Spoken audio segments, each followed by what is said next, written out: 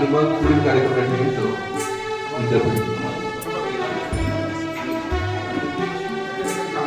हा नामांतराचा किंवा नामविस्ताराचा कार्यक्रम करण्याचा उद्देश मागचा केला की नामांतराच्या धड्यासंदर्भामध्ये विज्ञान आणि सुसंस्काराला महत्व दिलं. डॉक्टर बाबासाहेब आंबेडकरांनी प्रज्ञाशील पूर्णेला शिलाशिवाय माणसाचं जगणं धोक्यात येऊ शकतं. शिलाशिवाय किती माणूस विद्वान असला, कितीही अभ्यासक असला तर शील संवर्धन चारित्र्यशीलता. आचार्य संदीपजी देशमुख सर, व्यासपीठावर विराजमान सोमवंशी सर,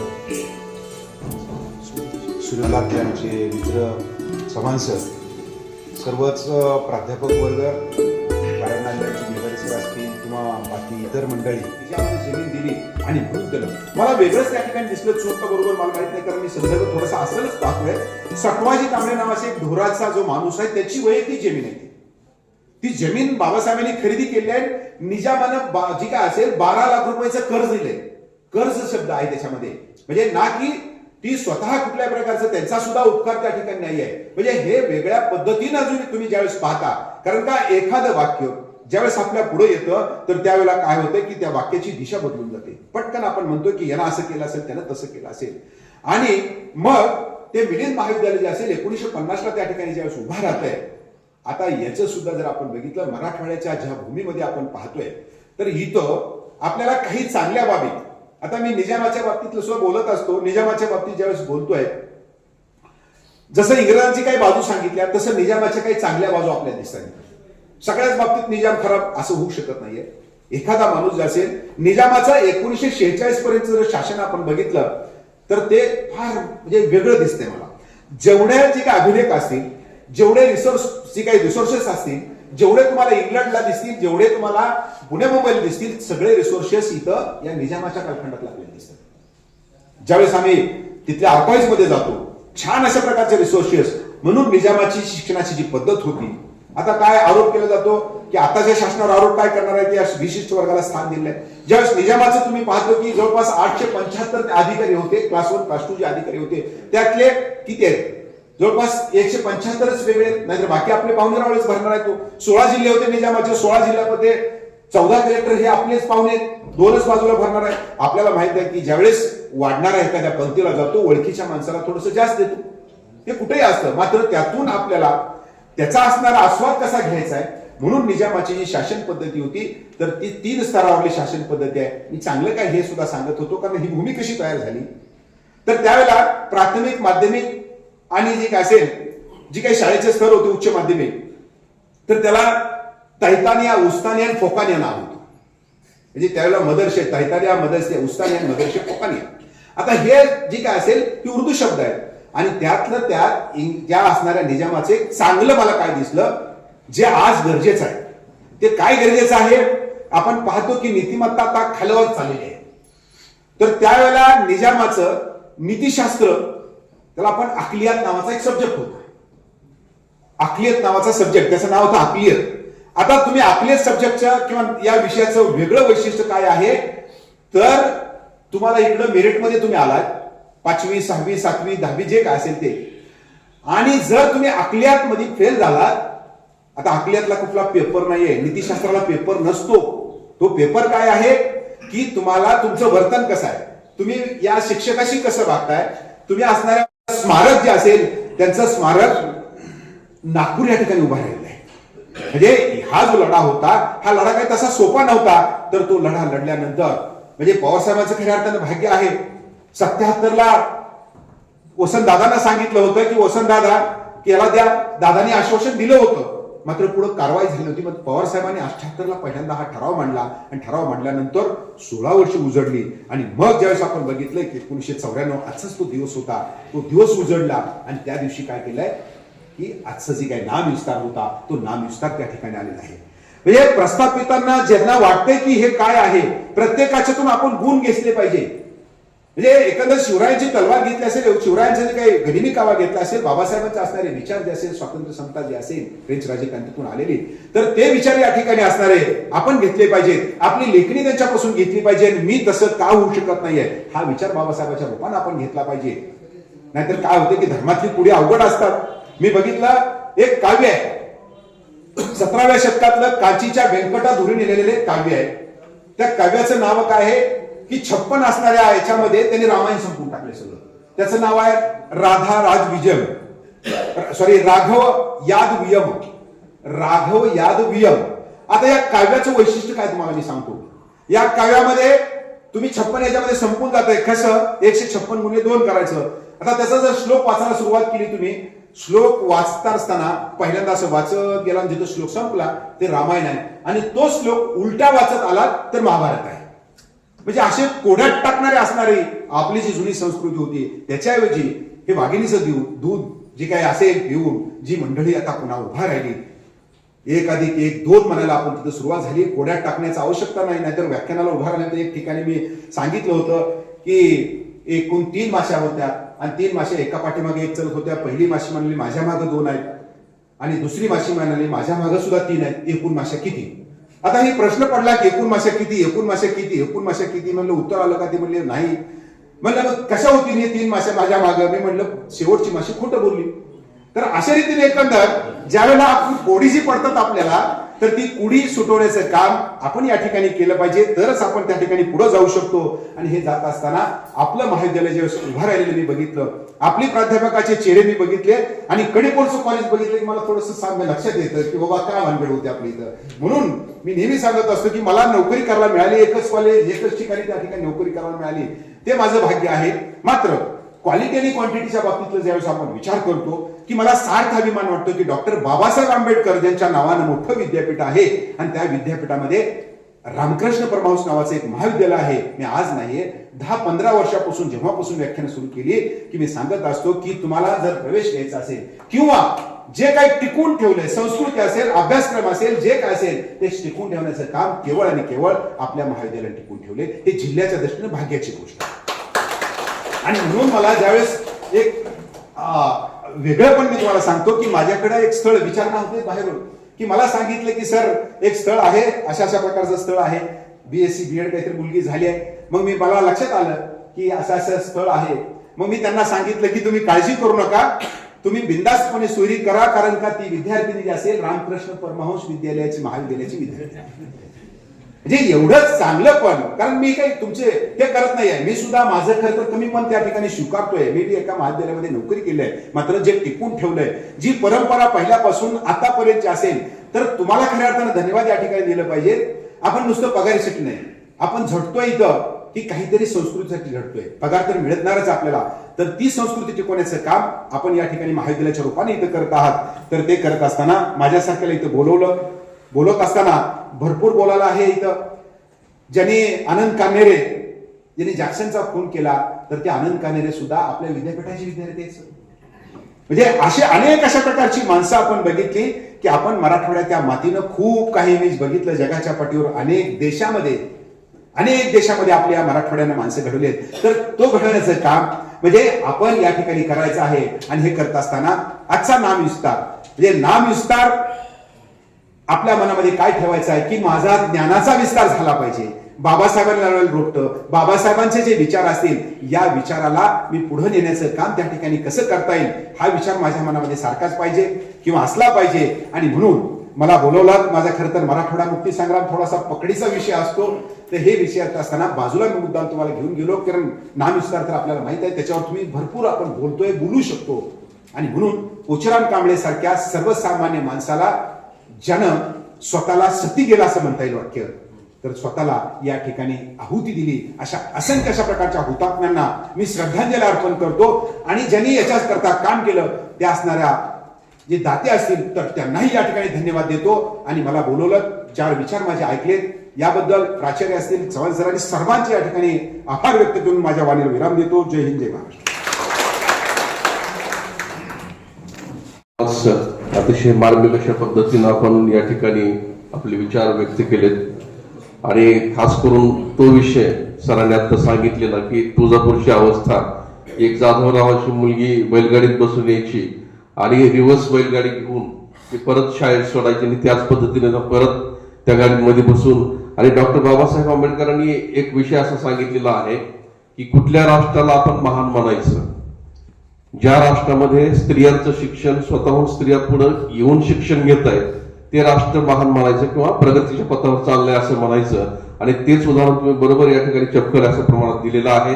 यानंतर या कार्यक्रमाचं अध्यक्ष समापन करण्यासाठी महाविद्यालयाचे प्राचार्य डॉक्टर संदीप देशमुख सरांना या ठिकाणी मी आमंत्रित करतो.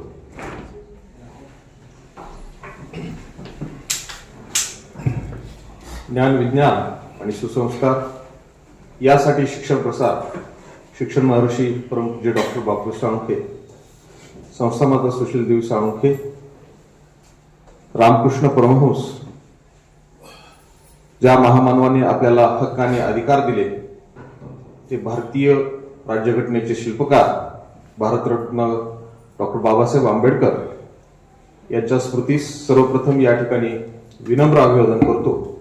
आज आपल्या महाविद्यालयामध्ये डॉक्टर बाबासाहेब आंबेडकर मराठवाडा विद्यापीठाचा नाम विस्तार दिन साजरा करण्यासाठी आपण सर्वजण या ठिकाणी एकत्रित जमलो आहोत.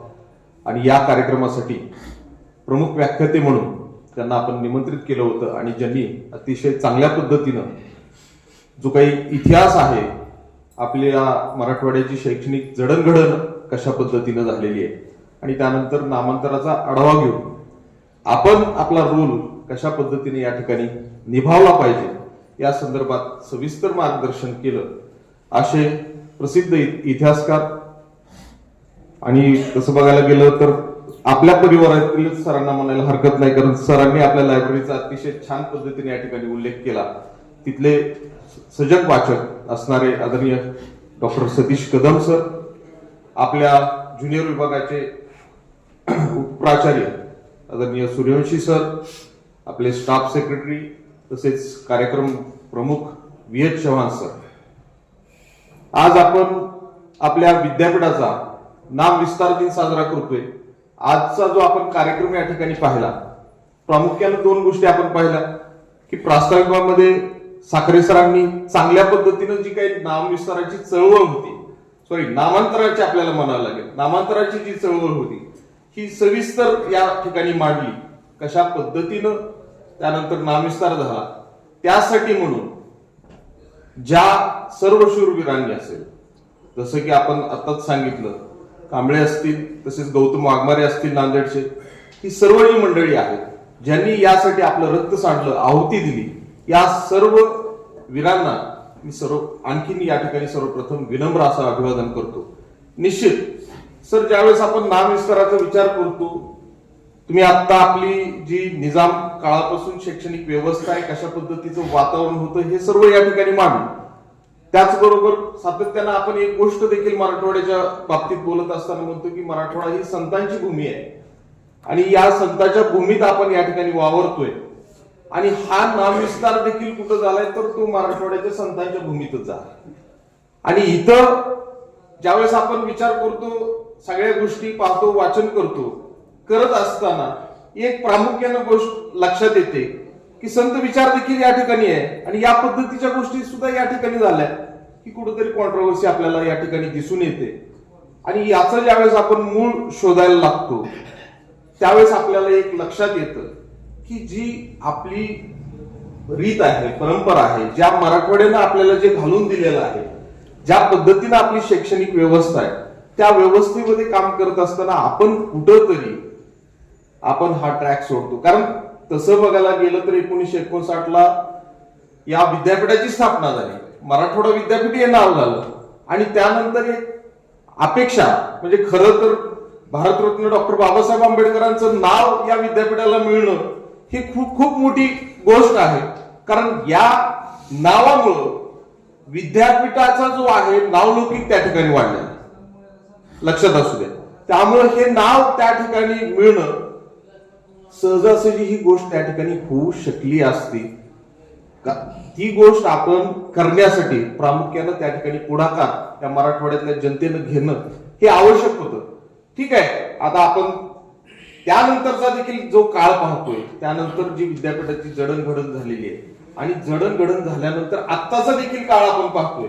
आणि हा काळ पाहत असताना आपण ज्यावेळेस विचार करतो की खरंच त्यावेळेसच्या काळात आणि आत्ताच्या ह्याच्यात बदल झालाय का, तेवढी प्रगल्भता आपल्यामध्ये आली आहे का, शिक्षणाच्या माध्यमातून ती आपण आणली आहे का, त्यावेळेस ज्यावेळेस तो आपण विचार करतो विचार केल्यानंतर सुद्धा आपल्या समोर प्रश्न निर्माण होतो की आणखीनही त्या पद्धतीनं प्रगल्भता आपण माणसामध्ये आणू शकलेलो नाहीये. आणि ती आणण्यासाठी म्हणून खरं जर पाहायचं झालं तर हे जे आहुती सर्वांनी दिलेली आहे, हे जे रक्त सांडलेलं आहे, याच्या ऋणी जर आपल्याला राहायचं असेल, हे जर ऋण आपल्याला फेडायचे असतील, तर निश्चित आपण सर्वांनी या ठिकाणी त्याच तळमळीनं या ठिकाणी काम करणं गरजेचं आहे.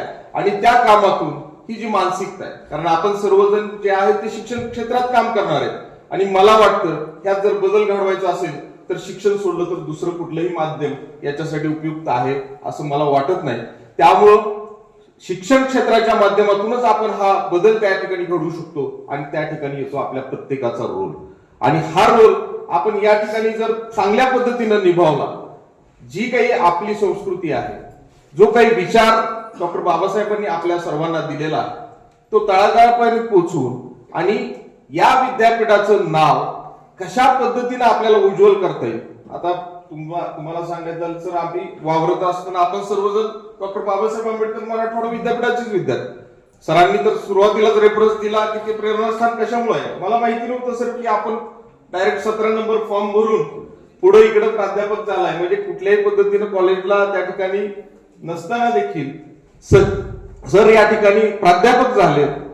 डॉक्टर बाबासाहेब आंबेडकर आणि अण्णाभाऊ साठे यांची प्रेरणा घेऊन सर जर या ठिकाणी अशा पद्धतीचे इतिहासकार होऊ शकत असतील, तुम्ही जर पाहिलं, लक्षात घ्या, सरांनी स्वतः सांगितलं की सर पहिले काय होते आणि नंतर कशा पद्धतीने आमूलाग्र बदल झालाय, आणि आज इतिहासकार म्हणून कशा पद्धतीनं काम करताय.